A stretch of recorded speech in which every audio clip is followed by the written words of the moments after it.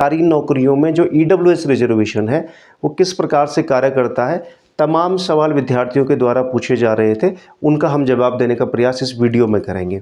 तो देखिए, सबसे पहले बात करते हैं ईडब्ल्यूएस रिजर्वेशन। देखिए, ईडब्ल्यूएस रिजर्वेशन यानी इकोनॉमिकल वीकर सेक्शन की बात हो रही है, यानी आर्थिक रूप से कमज़ोर वर्ग के लिए जो रिजर्वेशन है वो लाया गया है। ये ध्यान रखेंगे, ये रिजर्वेशन 10% रिजर्वेशन है सरकारी नौकरियों में, और यह रिजर्वेशन केंद्र सरकार की नौकरियों में और राज्य सरकार की नौकरियों में, दोनों में यह रिजर्वेशन लागू है। यानी जो आर्थिक रूप से कमज़ोर वर्ग के रिजर्वेशन है उसके लिए 10% रिजर्वेशन है। अब ध्यान रखेंगे, इस आर्थिक रूप से कमज़ोर वर्ग के रिजर्वेशन में आएंगे कौन? सबसे पहली बात, जो अभ्यर्थी SC category, ST category, OBC category, इन तीनों कैटेगरी का प्रमाण पत्र धारित करते हैं तो वो इस कैटेगरी में नहीं आएंगे। पहली बात ये ध्यान रखेंगे। अगर आप एससी कैटेगरी का प्रमाण पत्र धारित करते हैं तो आप ईडब्ल्यूएस कैटेगरी में नहीं प्रमाण पत्र ले सकते हैं। एसटी में अगर आप हैं, प्रमाण पत्र है आपके पास, अगर आप एसटी कैटेगरी में हैं तो नहीं ले सकते हैं। ओबीसी कैटेगरी में है आप, अगर ओबीसी का प्रमाण पत्र धारित करते हैं तो नहीं आप ले सकते हैं ईडब्ल्यूएस का प्रमाण पत्र। ये ध्यान रखेंगे। यानी कुल मिला के अगर सामान्य रूप से देखा तो जनरल जो कैंडिडेट है, सामान्य वर्ग का जो कैंडिडेट है, अनारक्षित वर्ग का जो कैंडिडेट है, वो कैंडिडेट जिसकी जो परिवार की वार्षिक आय है वो 8 लाख से अगर कम है और ज़मीन की जो कंडीशन अगर फुलफिल कर लेता है तो उस केस में वो ईडब्ल्यूएस रिजर्वेशन के तहत आएगा। किस प्रकार से कार्य करता है? हमने बात की 10% रिजर्वेशन है।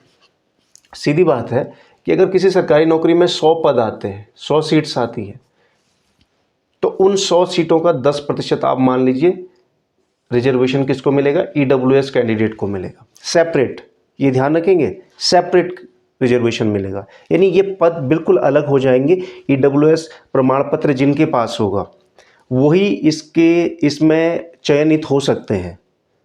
जिनके पास ईडब्ल्यूएस नहीं है उनका कोई दावा नहीं है, क्योंकि ये आरक्षित हो चुकी है।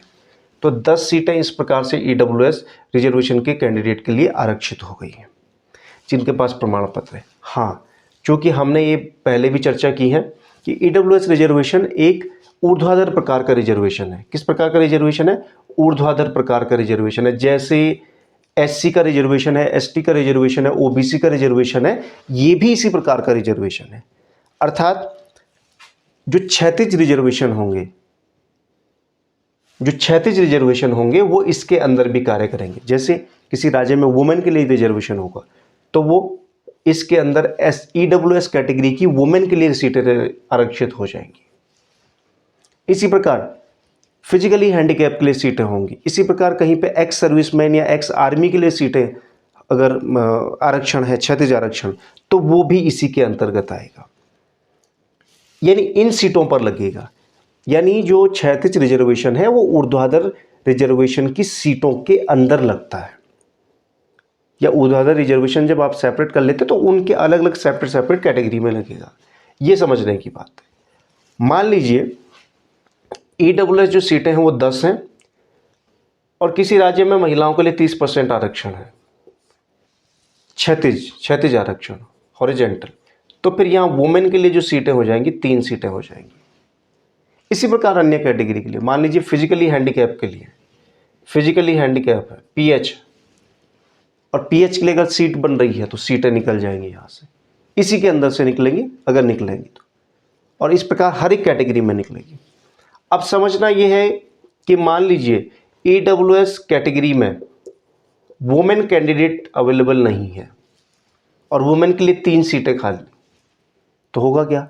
तो यहाँ पर वुमेन के जो कैंडिडेट हैं, अदर कैंडिडेट हैं, महिलाओं को छोड़कर, क्योंकि महिलाएं तो है नहीं, तो फिर उनको ये सीटें 3 सीटें मिल जाएंगी।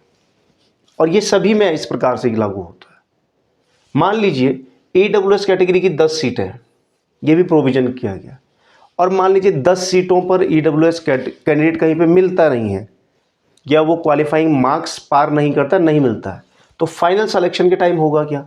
क्योंकि आप जानते हैं कि जनरल कैटेगरी की सीटों से बना है, तो ये जो सीटें हैं किसके लिए चली जाएंगी? जनरल कैटेगरी, यानी जनरल भी नहीं है, जनरल के लिए तो कोई सीट आरक्षित होती ही नहीं है, अनारक्षित अनरिजर्व कैटेगरी के लिए चली जाएंगी। फिर उसके बाद अनरिजर्व कैटेगरी के कैंडिडेट इन पर फाइट करेंगे। तो इस प्रकार से ईडब्ल्यूएस रिजर्वेशन कार्य करता है। तो ईडब्ल्यूएस कैटेगरी के लिए सीटें आरक्षित सेपरेट होती हैं, ये समझने की बात है। जैसे हमने कहा 100 सीटें किसी भर्ती में आई हैं, मान लीजिए 1000 सीटें किसी भर्ती में आई हैं, तो फिर 100 सीटें इनके लिए आरक्षित है, क्योंकि उसका 10% निकलेगा। फिर जो क्षैतिज आरक्षण है वो इनके अंदर लगेगा, इन सीटों के अंदर, ईडब्ल्यूएस की सीटों के अंदर। इस प्रकार से कार्य करता है ईडब्ल्यूएस रिजर्वेशन।